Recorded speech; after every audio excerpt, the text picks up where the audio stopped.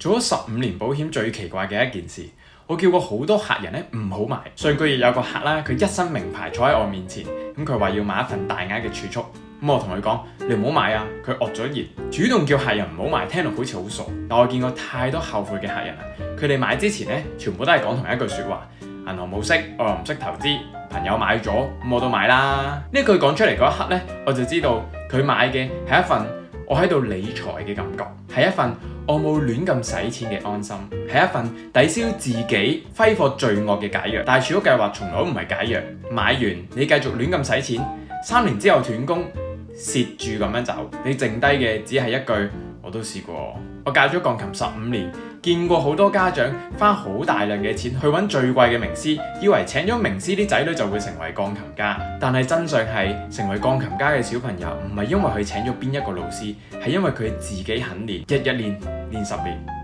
買儲蓄計劃都一樣㗎，真正儲到錢嘅人呢，唔係買咗個計劃，係喺佢心裏面早已經有呢個決定。呢一嚿錢7年係唔會喐嘅。佢哋嚟揾我之前會問我，如果失業點算啊？病咗點算啊？想買樓點算啊？佢係帶住覺悟嚟嘅，唔係幻覺。所以如果你而家心思思想買儲蓄保險呢，先問自己一個問題：你買嘅係一份計劃，定係一份我喺度理緊財嘅感覺呢？如果係後者，唔好買，買完你會更加後悔。